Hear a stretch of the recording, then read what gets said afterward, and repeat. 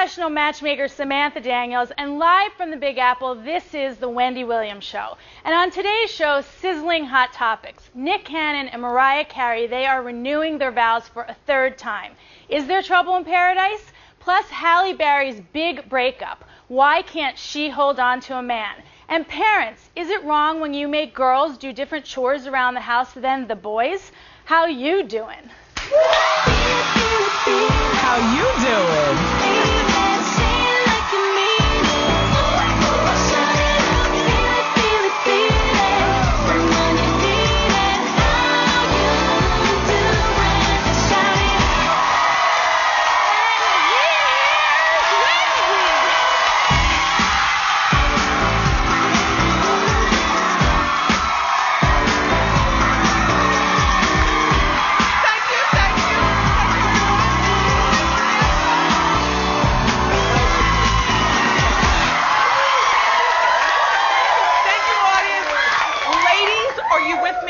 If you're single yourself and you're looking for the man of your dreams, maybe even your daughter is watching or you're watching with your daughter something, Samantha's here, professional matchmaker. I love this line of work that you do. And so I'm going to ask you some of the secrets that we as women can use to keep him, attract him, and all that other kind of good stuff, okay? Great. Why not? Matchmakers are a wealth of knowledge. That's right. All right, Samantha, you have a seat. It's time for Hot Topic.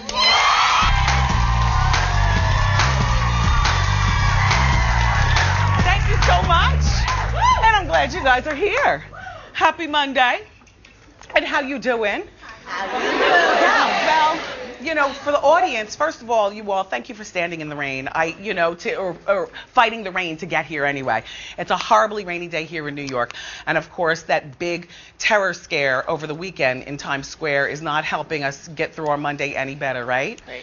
You guys heard about this. There was an abandoned SUV with fireworks and propane and gasoline and all kind of stuff going on in Times Square. I mean, imagine the catastrophic, just mayhem. So thank goodness for our Times Square vendors and also the police officers of New York City. Thank you so much for saving us again.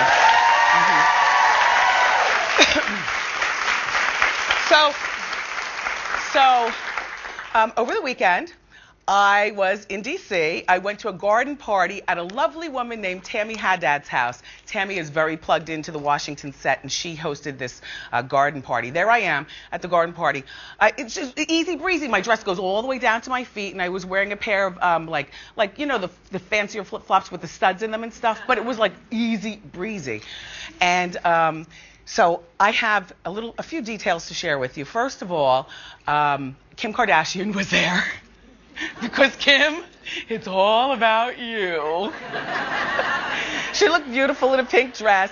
We talked.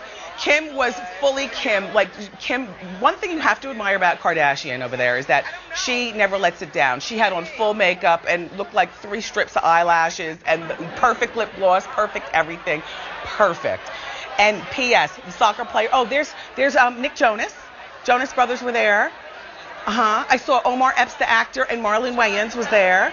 And I saw David Axelrod, we met, who happens to be the president's advisor.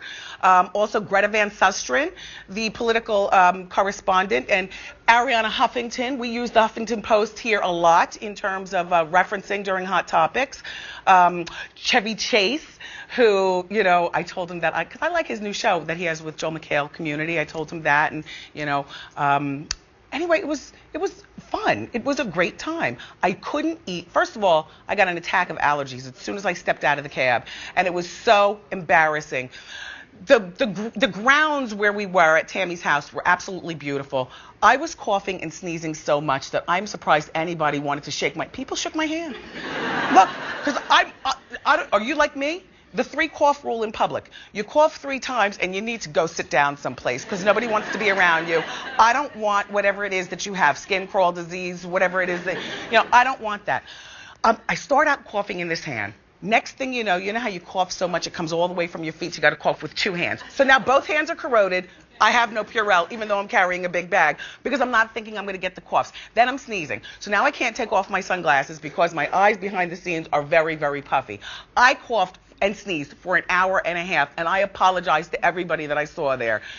I didn't end up going to the White House press correspondents' dinner, unfortunately, because The coughing, the sneezing, the wheezing. Can you imagine doing that in an indoor place? I was shocked that people put up with it in an outdoor place.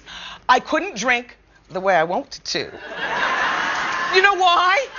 We walk in right immediately. First of all, there's a driveway, little red carpet thing. I could barely finish interviewing because I'm coughing and sneezing. It's like disgusting. No, it's disgusting. Okay. So they rush me over some water. I quickly drink the water. I'm still coughing and sneezing. Finally, once we get inside, I get a mimosa. And I'm like, ooh, good. Okay. On the way. But I couldn't drink because I had to keep the water going in order to not cough and sneeze. I couldn't eat because everybody was so nice. You know, you're socializing and you're talking, and if you're like me, you really get into your food, and sometimes you spray. But with the coughing and the sneezing and the spraying and stuff, I couldn't eat. So I did go over to a little area with the portable snacks. I grabbed 2 nice chunks of cheese, and I wrapped them in a napkin, and I put them inside my bag, and I ate them later on after we left the party. But I read in one of the newspapers here in New York today that I did not go to the White House press correspondence dinner because Omarosa was supposed to be sitting at the table that I was sitting at. First of all, I had no knowledge of this. Second of all, Omarosa, P.S., is coming to this show in 2 weeks to promote her dating show, and so that we can break bread and have a great time. So there was no truth to that. It actually was the attack of, and I do not have allergies, so I don't know what that is. Do you know how sometimes you might have something and you don't want to admit it? I don't have allergies. But something horrible happened at Tammy's house. But, shout out to everybody that I saw there and how y'all doing. And I got to tell you something. So by the time we got back from D.C., we got back, early Saturday evening, and that's great. Well, I'm glad that I got back because it turns out that I was delivered a blow over the weekend by this little Kevin. I'm not going to go into all the details. Mommy and Daddy, I know that you all are watching. My parents will be in town this week. Mother's Day is next week. My mother is going to co-host the show with me on Friday. And if you're like me, sometimes when your mother comes around, she's still kind of like the boss of you, and you don't want to show it. So it's good that I got back yesterday because I'm able to, stock the pantry and the cupboard with the things that I like so that they won't stock it with the things that only they like. We were also able to debrief with little Kevin, who hid a group of bad test papers along with some really fabulous ones. But the bad ones are the ones that you focus on as a parent. He hid those and didn't bring them into us until, me around 3 o'clock yesterday afternoon. His father, around 6 o'clock, once he got home. And so he's usually more frightened of me because his father's very rational. You know what I had him doing? I made him go outside and pick the weeds out of the cracks. In the sun. On his knees. You didn't have to do that when you were a kid? You never had to pick the weeds out of the cracks? Yeah, it's that. He's never done that before, right? So here he's picking the weeds, and I see him throwing them onto the grass. I'm like, oh, no, you don't. Because now the weeds will grow there. You go inside, and you get yourself a bag, and you pick properly. And I was breathing hot breath, telling him about himself and what he needs to do in school the whole time. But anyway, so I watched Desperate Housewives. Did you watch that last night? It was good. Desperate Housewives, to me, is like an old, familiar lazy boy at this particular point. I forget what I watched, but I'm there because I'm committed. But I can tell you I was switching between that and the Norwoods, the Ray J and Brandy show. Brandy spit the 16 bars. She rapped with Timberland. On the stage of the House of Blues. Brandy, good. I thought it was good. Don't clap because I clap. If you didn't really see it, then you thought it was whack at first, because I was like, let me see what Brandy can do. And I sat back with my barbecue pop chips and my iced tea. Last night, Brandy, watching you, and you really did it, and you do have a nice swagger, Brandy. And the Basketball Wives I watched last night, too. Hey, Shawnee, at first I was lost as to which basketball wife was which and who was doing, like the storylines were convoluted, but now it's all making sense. It's good. And then over the weekend, Nick Cannon and Mariah Carey, they got married. They renewed their vows for the 3rd time in their 2-year marriage at a Beverly Hills home. There's Mariah in white. I told you she didn't gain 50 pounds. She looks fine. To me, I made a couple of pounds, but she's still wearing white. There's her wedding dress. This literally is from the renewal of the vows. They did it real big, didn't they? He bought her a candy ring pop ring. It's cute, right? Mariah wants a baby. I mean, how else do you chalk that up? It's white diamonds and pink sapphires. I think it's absolutely something to get sick of quickly, but it's beautiful. I mean, unless you have a baby. You know, for those of you who are mothers, when you had a baby, did your baby's father or husband or boyfriend give you like, you're having my baby gift? Like, he didn't give you that? No. Not even balloons? No. Not even nothing? No. A push gift. We give them the gift of the extra stitch, right, to keep everything nice and tight, and they give us nothing. But for somebody like Mariah Carey, you can imagine that after she has a baby, that'd be the perfect ring to bring into the hospital room. You know what I mean? First of all, how do you feel about he and Mariah being together? I think they seem like a great couple. At first I was surprised, but they seem like they're really in love and they're very supportive of each other, and it just seems to work. So I think that the renewal of the vows for the third time in 2 years is a little strange, because most people wait to 20, 25 years and then they say, okay, well, been married for 20, 25 years, we'd like to do it again and show each other how much we love each other. Okay. 2 years, these people, we know they love each other. They're PDA all over the place. They're kissing all the time. They love each other. So the question is, why 3 times in 2 years? And you know what? I was saying that also, but then I was saying, then why do I judge Nick and Mariah differently than Heidi and Seal? Because to me, they are the most. They are that's from the 60s, you guys. That means they're the coolest. They're the best. Yeah. They're the most. They look like their marriage is happy. They look like they have a lot of good sex. They have beautiful kids. Do you judge them differently? 5 times in 5 years. They just renewed their vows too, Heidi and Seal. I mean, I don't judge them. I like them as a couple because they're both very successful but in different industries. And so I think that they work really well together, and they just seem to be really supportive. I think that people will judge Nick and Mariah more because of the age difference. Yeah. I think that with Heidi and Seal's older and Heidi's younger, and so that one seems more natural to us. So Nick and Mariah, it's a little different, but I think it's great. I mean, Mariah wanted a more traditional wedding. Yeah. So she said to Nick, I want something more traditional. So they did it a third time. And guess what? I think they're going to do it every year for the next 25 years or for as long as they're married. I think that's what they're going to do. It's their shtick. The first year they don't do it, we'll all be wondering what's going on. That's right. Well, good luck with the baby project, Mariah. And the music as well. All right, so now over the weekend, we learned that Halle Berry and her boyfriend, the model Gabrielle Aubry, have split after 5 years together. Where there's Halle, that was her hanging out this past weekend, that gray dress that you saw. Here's the last picture that we saw of those two. Samantha, what do you think? Is it that Halle's doing something wrong, or her choices, or do Hollywood relationships run their course after 5 years? I think it could be either way. I mean, I think with Halle right now, she's focused on finding a responsible relationship. She just had a baby. She needs to think about herself first and her child first. And I think that she was with a guy who was younger.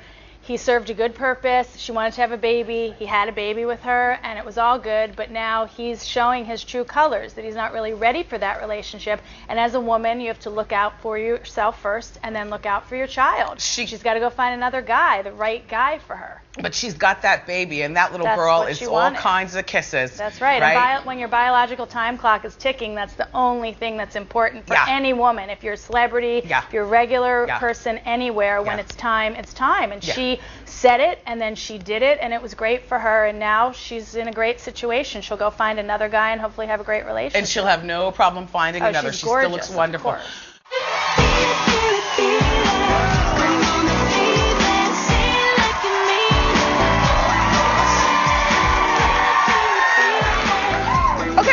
Back with more juicy hot topics, and we're talking with professional matchmaker Samantha Daniels, who's, Samantha,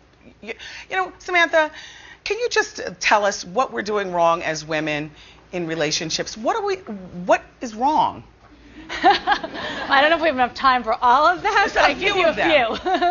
Well, first of all, I think that a lot of women are showing up on dates and they have this fantasy guy in their head. And so they're getting there and they think to themselves, this is exactly the kind of guy I'm looking for. And then they sit down and they see this terrific guy, but they don't even notice him because he's not matching up to what's in their head. So he's 5'11" and has green eyes, and she wanted him to be 6'1" and blue eyes, and hello, green eyes, 5'11", still good. Yeah. But she doesn't see it because she's looking for that fantasy guy, and that's a problem. Are you suggesting that women settle? I think that some women settle, but I think that it's actually the opposite problem, where they're sitting there and they're waiting for the perfect guy to come along. And if they wait and wait and wait for that perfect guy who's in their head, he's not coming because he can never measure up. He doesn't know what's in her head. The second thing that they do all the time, too much pressure. I mean, we know that women do this. They go on a date, they have a good time, and they go home, and it's like they're in kindergarten writing his last name in their notebook. They do that. They fantasize, oh, we're going to be married, we're going to live here, this is what we're going to be like, and you can't do that. You got to take it slow. Men are on different time clock than women are on. I was one of those girls. I was one of those girls, too. We're all one of those girls. I was definitely one of those girls. But you know what? What I find, and what I always tell women about getting into relationships, getting new ones, you have to be open for anything, because you never know what your Mr. Right or Ms. Right, I'm not judging, is going to look like, what kind of package they're going to come in. That's right, absolutely. I agree with that. And you also, the other thing, you really have to let people know that you're looking for somebody. I think that a lot of women are sitting in their apartment and they think, oh, everybody knows I want to be going on a date. No, they don't. And they don't leave their apartment. They don't tell their friends, they don't tell their family, they don't online date, they don't go to parties. My grandmother always told me, you get invited, you go, because you never know who you're going to meet. And that's really important. You've got to get out there. And lead with a smile and direct eye contact. You'd be surprised how much that works. Thank you, Samantha. You're welcome. So, you guys, USA Weekend had this very interesting article that the First Lady participated in. Michelle and the First Lady don't let the White House staff spoil their daughters. And this was the second part of my breathing hot breath on our son's neck yesterday. So I said, and you know, we do what the Obamas do, but we're going to go even further. One of the things that she said was she doesn't allow her girls to watch TV during the week. Well, we do that, but no more. Not until the end of school. And we only allow him to go on the computer during the week if he's looking up school stuff. That's what Mrs. Obama says she does with her girls.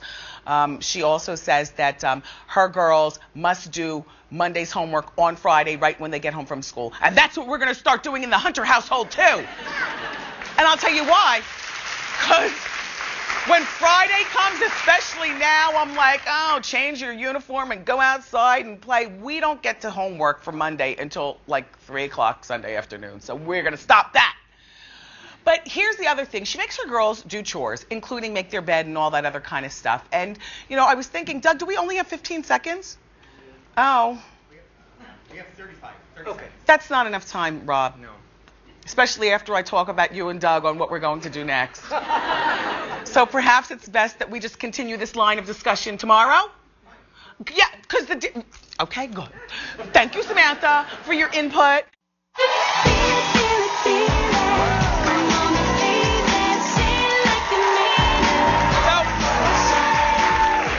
Our first guest stars in the MTV hit reality series, The Hills, which is in its 6th and final season and promises to be juicier than ever. Take a look. Listen, like, people are saying things about you. Like, oh, really? Like what? I mean, do you really want me to say it? Yeah, go ahead. I mean, everybody's saying that you're doing drugs. Oh, my God. Hey, Kristin, your legs are, like, tiny. You're wearing sunglasses all day. Stephanie, you just woke me out of bed. Of course I'm going to put sunglasses on. It's been a rough couple of days. My legs are tiny. My legs have always been tiny. Like, you're one to talk. Don't say anything. Oh, please welcome Kristin Cavallari.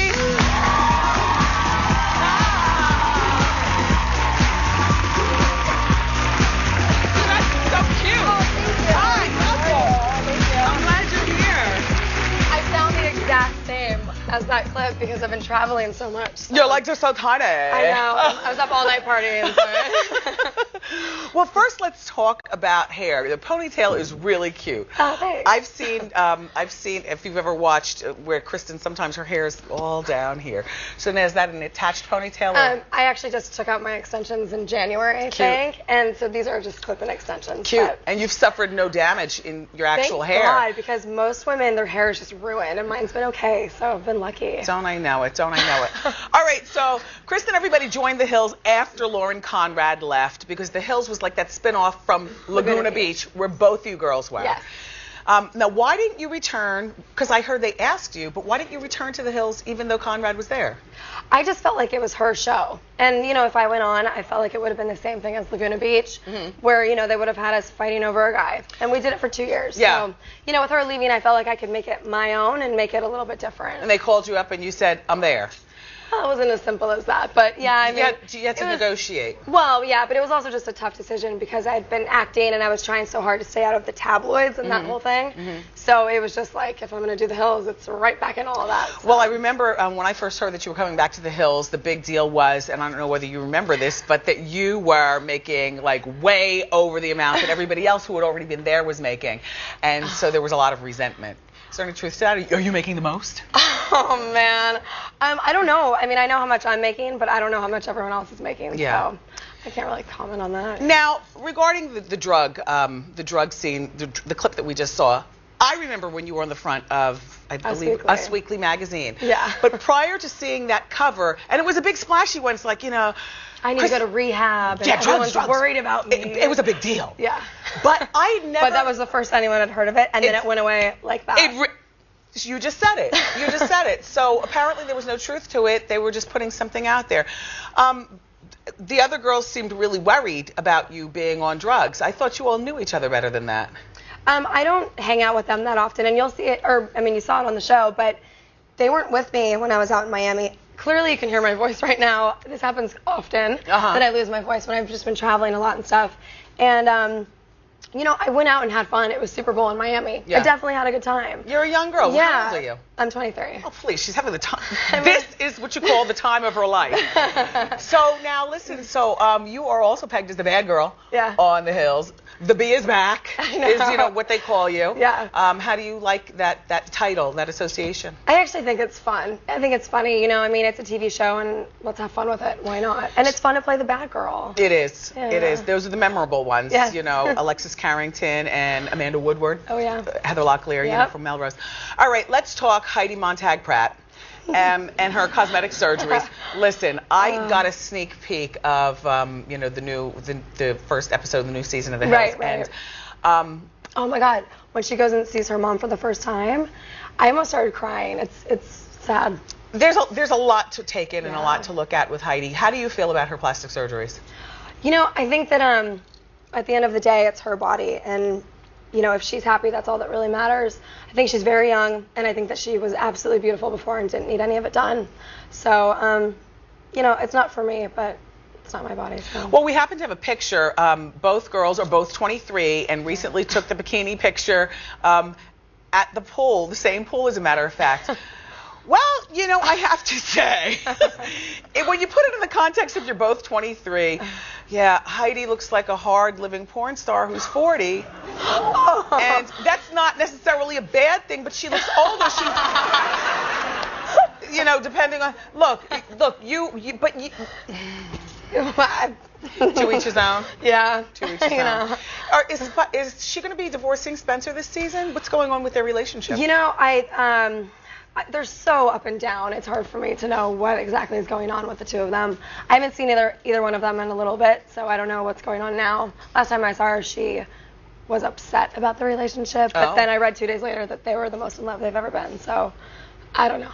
Well, at the MTV video, or the photo shoot for The Hills, I heard that Heidi showed up with a bunch of bodyguards and she didn't want to pose with the rest of the cast. Is there any truth to that? Yeah.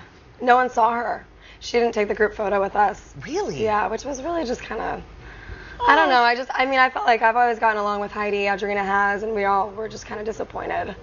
Okay, so now let's move on along to Brody Jenner, who... You have a little crush on Brody, don't you? I think he's cute. Yeah, well, I mean, he is. That's your ex-boyfriend. It is, yeah. Mm-hmm. Yeah. Not a bad-looking guy. Yeah, do you ever revisit? You'll see it on this season. Yeah, we've been, hanging out a little bit, trying to see what's going on. So I heard now, though, he's dating the singer Avril Lavigne. Yeah. Is she any threat or competition for if you guys might get back together? Well, she's obviously not making it easy for us. Yeah. So you to get back together.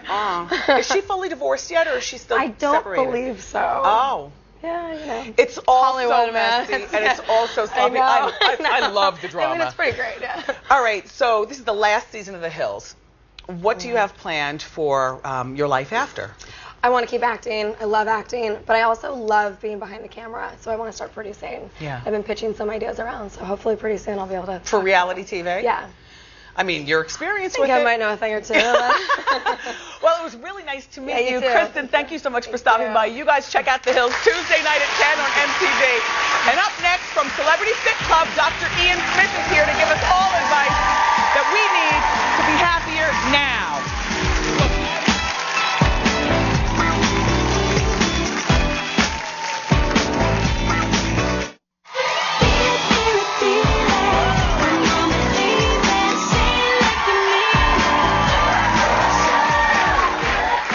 Our next guest has helped many celebrities get healthy on VH1 Celebrity Fit Club. He's also a #1 best-selling author. His books have helped millions more people. His new book is called Happy: Simple Steps to Get the Most Out of Life. And right now, he's going to share exactly what those steps are. Please welcome my longtime friend, Dr. Ian Smith.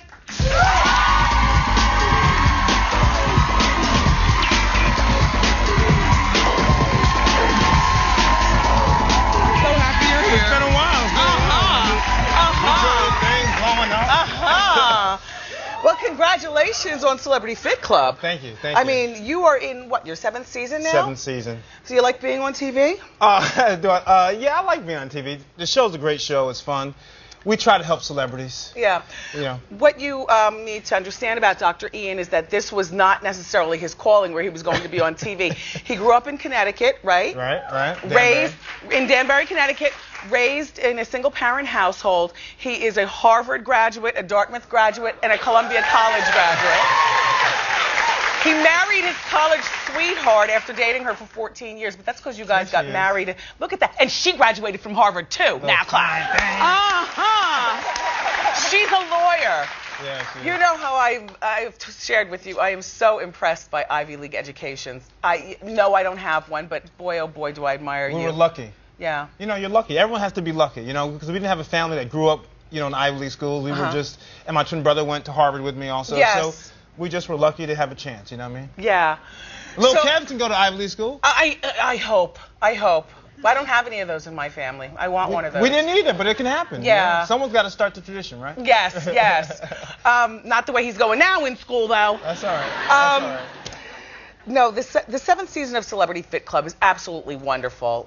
This particular season that you just wrapped up had some really interesting people, from Nicole Eggert to Shar Jackson and her baby's father. Love her. Love her also, yeah. Yeah, she's awesome. And Kevin Federline, her baby's father. Nice as he could be, by the way. Yeah. The media really, you know how the media is. The media distorts things sometimes. Kevin was a bad golfer, by the way. Yeah. He played golf. But he's a nice guy. Never complained once. Lost 30-something pounds. I gave him my diet, the 4-day diet. And he just was a soldier. Good guy. And now another good guy was on there, Bobby Brown. I like, you know, the root of Bobby is a really good guy. He's a nice man. He's just constantly, I guess, haunted by his demons. So Bobby only lost 10 pounds. Let me be clear. I love Bobby Brown. Okay, I grew up with Bobby Brown. We all did, right? Yes. Bobby was not ready for Celebrity Fit Club. Why? Because there's distractions. What was he there for? Well, you know, it's a good show, and people, you know, let's be honest, you get your 15 minutes of fame back with this show. So, but I think that his heart was in it. I just don't think he was ready for it. Because Celebrity Fit Club, you have to work. You know, we don't pull punches. You got to work. And Bobby has distractions in his life. He just does. And I love him. I root for him, Wendy. You know that. Did you meet his wife? His wife or his girlfriend? I thought that was his wife. I thought they got married. Oh, I'm not sure of the marital status, but I did not meet her. Did you? Okay. All right. Wendy, listen, you got to surround yourself with positive people. You know that. Yeah. You know, and if you don't have good people around you, then you don't produce to the level you should. So have you talked to him since Celebrity Club has been over? I have. How's he doing? Because he's hanging in there. The band's coming back together, so that will help him, and he's trying to do his thing. He didn't lose any more weight. We didn't cash that $9,000 check he had to write, by the way. Yeah. We didn't do it. You know, well, because, you know, I don't want to kick a man while he's down. No. You know what I'm saying? That's not my style. We're watching you, Bobby. Yeah. All right, so Dr. Ian's latest book is called Happy: Simple Steps to Get the Most Out of Life, and we can all use some of this. Why did you choose? First of all, I love the cover of this happy little I'm glad book. you said that. Oh, my gosh! I'm I'm glad, because the publisher, they wanted to put me on the cover. I said, no. This is not about Dr. Ian. This is about the topic of happiness. It's the correct color, the correct everything. So why did you choose this title?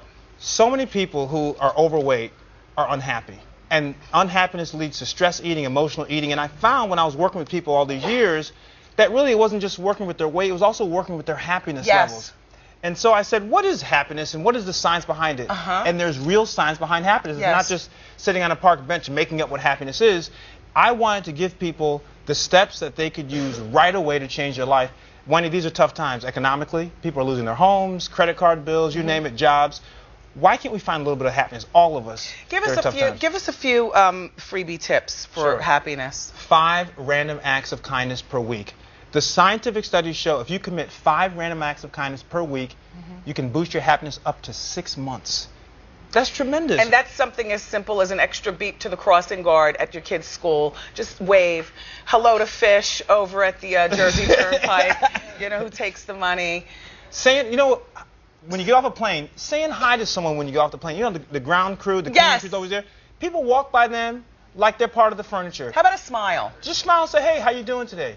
And they get so shocked when I do. They're like, oh, wow, someone spoke to us. I can tell you, in this book I read, you say, Dr. Ian, that 50% of your happiness is inherited. Genetic. You can't change it, by the way. So this is what it means. 50% of your happiness you're born with, but 40% you can control. My book focuses on that 40%. So let's say you were born with a happiness of 2. You can boost it up to about 4 with the 40% of tips that I give you in the book. Dr. Ian, a few days ago, I talked with the audience about letting go of anger. I forgot what we were talking about, but I do believe in letting go of anger. Oh, my goodness. Not forgetting, but just... Well, that's forgiving, by the way. No, she's right. That's forgiving. When we say forgive, we don't say forget, by the way. You're going to always remember the offender or the offensive act, but by forgiving, you release yourself from that psychological imprisonment that you're under. Think about it. The person who's offended you, they've moved on. And here you are, still carrying that grudge and angry. They now own you, Yes. And so by forgiving, you forgive, and you also get something out of it. All right, we're going to stay here with more Dr. Ian. Coming up, we're going to have Ask Wendy and Dr. Ian. It's next, so don't go away.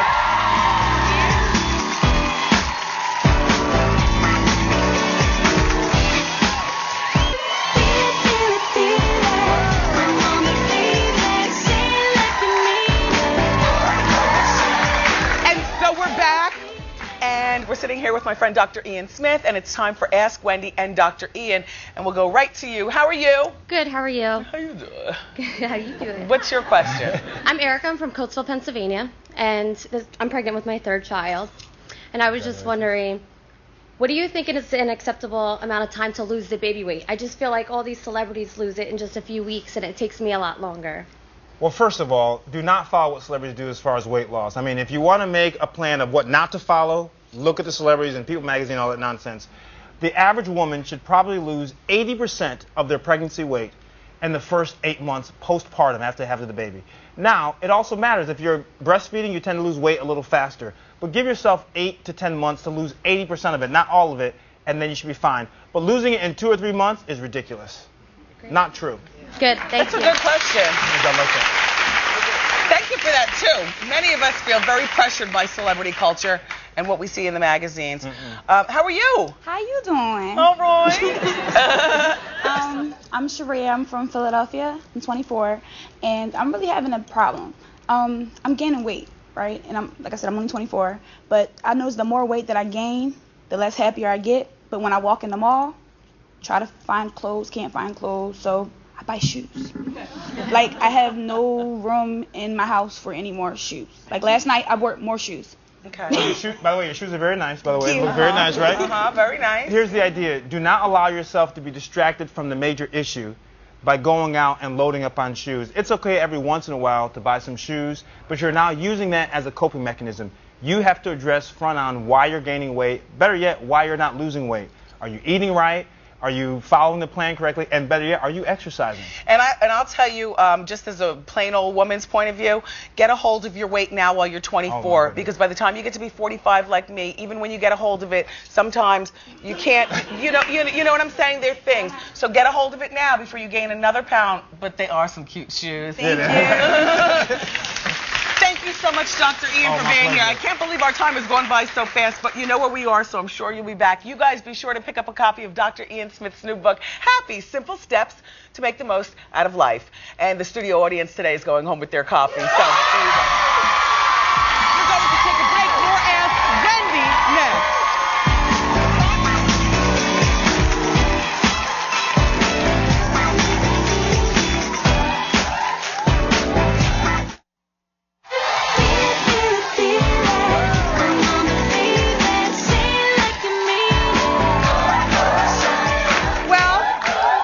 Everybody, it's time for Ask Wendy.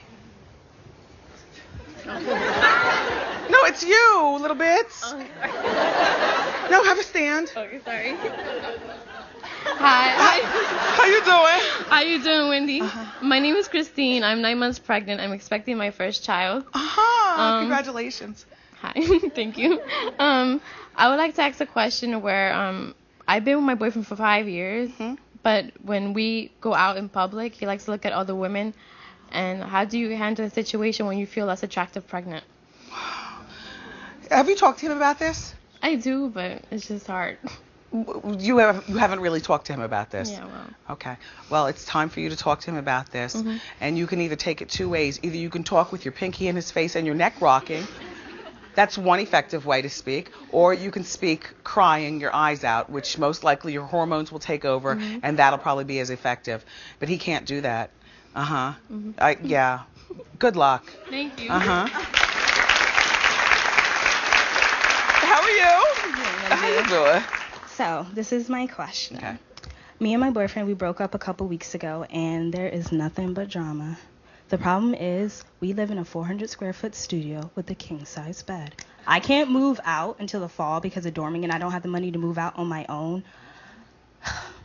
We are fighting, we are arguing, and we're starting to date other people, but we keep going back to each other. So how are we going to make it through the summer? In other words, you're still sleeping together because you're yeah. Okay. Well, and there's a lot of boo loving, and then we're off with other people and come back, and how do we make it through the summer without? You're not going to she can contest. There is boo loving. We're going back and forth. Do you have a couch that she can sleep on? I mean, can you live virtually like you're in camp I have the to summer? stay there because it's close to school. Well, I don't care. Get on the subway. You need to move someplace and get on the subway. If you really care, if you really want to break up to be a breakup, you'll do what you need to do. But any excuse is better than none. That whole, I want to be next to school. You like it like this. A little bit. We'll take a break, everybody. Up next, I'm going to talk about Jamie Foxx and how Justin Timberlake is coming in to save the day.